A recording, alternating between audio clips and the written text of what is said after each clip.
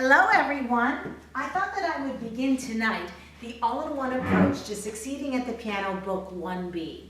This is what it looks like. It's lime green. After they go through 1B, then they can go to 2A, 2B, 2C, and after they're finished with all 7 levels of the all-in-one approach, then they can go into grade 3 of the second edition of Succeeding at the Piano. So it's a wonderful, wonderful follow through and pacing. So starting with 1B, I have to say that the past couple of weeks I've been working on looking at teaching videos of me teaching my students in the all-in-one approach as well as the second edition. And please, if you have the time, go ahead on the FGH SATP website and take a look at those wonderful teaching videos. So the very first repertoire piece in 1B is called Ardvark. It's a wonderful review for students who have finished book 1A.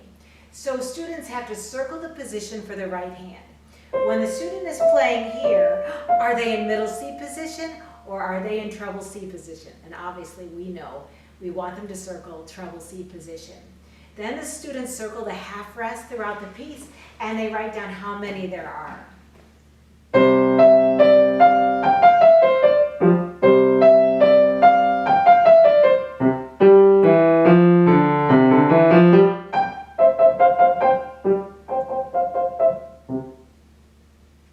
How wonderful.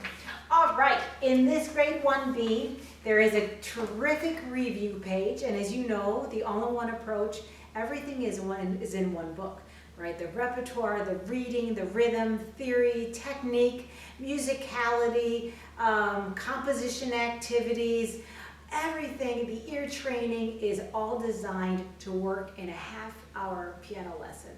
So the next page is We Love Notes. The students are reviewing their guide notes from bass C to F to middle C to G above middle C and the C that is an octave higher than middle C. They also have learned this high G.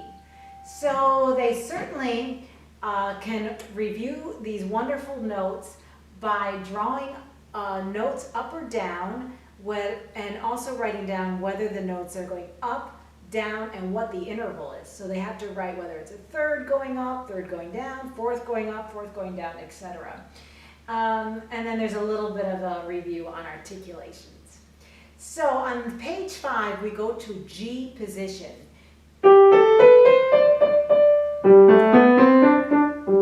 And the new note that they discover is the D, which is right above the middle C line.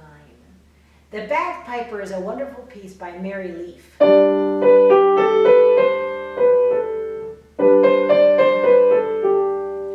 And I already start at the very beginning of the piece saying this particular note right here is a second up from C. So what would the name of that note be?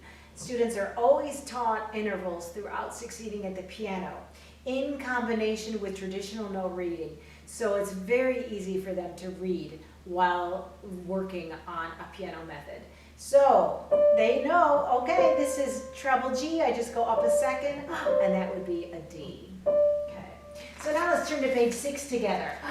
I wanted students to really think about their tempos wisely. So I wanted to give the students something imaginative to explore. So I have put down 4 composers, and you'll notice Andante is Haydn, who's walking along comfortably.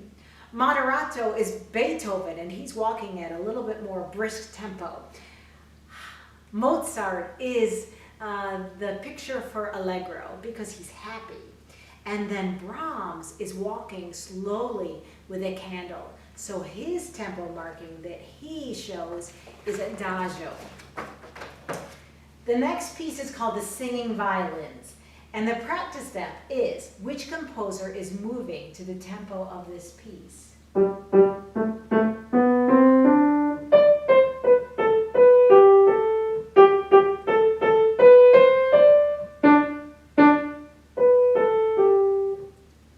So most students will say, oh, that was Moderato, so they circle Beethoven.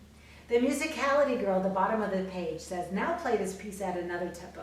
So here we're teaching our students to think about what the tempos mean, what those Italian terms mean in all music, and how different playing pieces at different tempos will create a different emotion, right? So if they were to play it slowly, adagio, for example, that's going to make them feel a lot differently, right, than playing it at a tempo like moderato or allegro.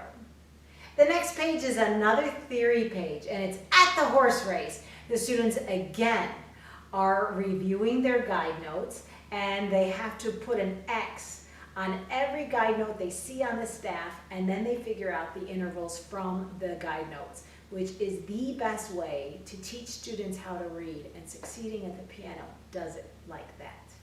There's a time to compose activity at the bottom of the page so that students further reinforce their new concepts of G, position, as well as different tempos. Unit 2 is what we're going to do next, and it's all about the sharp sign.